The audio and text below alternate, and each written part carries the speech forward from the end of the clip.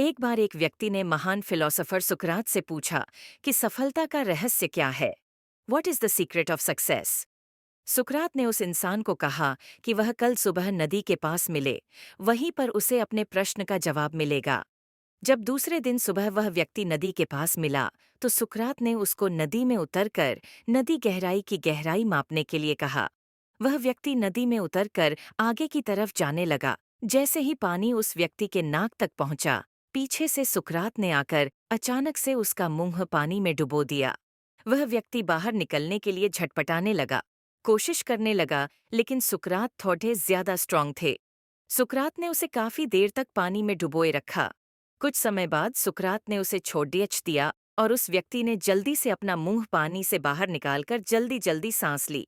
सुकरात ने उस व्यक्ति से पूछा, जब तुम पानी में थे तो तुम क्या चाहते थे?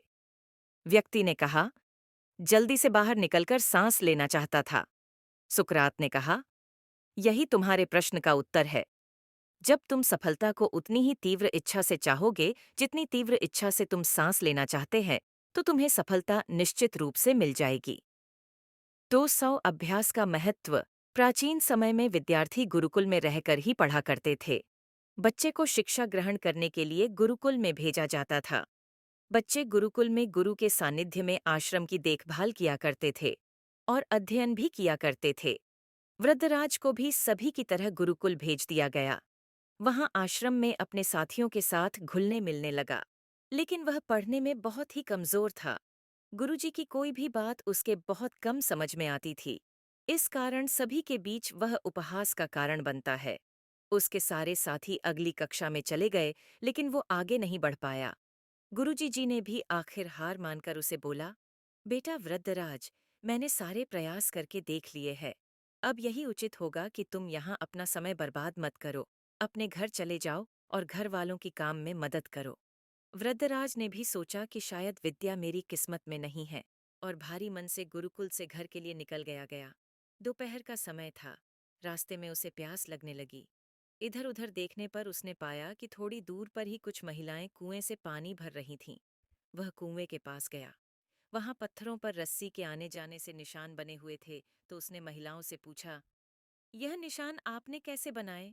तो एक महिला ने जवाब दिया, बेटे, यह निशान हमने नहीं बनाए। ये तो पानी खींचते समय इस कोमल रस्सी के बार बार आने जाने से ठोस पत्थर पर भी ऐसे निशान बन गए हैं। वृद्धराज सोच में पड़ गया। उसने विचार किया कि जब एक कोमल से रस्सी के बार बार आने जाने से एक ठोस पत्थर पर गहरे निशान बन सकते हैं, तो निरंतर अभ्यास से मैं विद्या ग्रहण क्यों नहीं कर सकता। वृद्धराज ढेर सारे उत्साह के साथ वापस गुरुकुल आया और अथक कड़ी मेहनत की। गुरुजी ने भी खुश होकर भरपूर सहयोग किया। कुछ ही सालों बाद यही मंदबुद्धि बालक वृद्धराज आगे चलकर संस्कृत व्याकरण का महान विद्वान बना, जिसने लघु सिद्धांत कौमुदी, मध्य सिद्धांत कौमुदी, सार सिद्धांत कौमुदी, गीर्वाण पद मंजरी की रचना की। शिक्षा मोरल। दोस्तों, अभ्यास की शक्ति का तो कहना ही क्या है।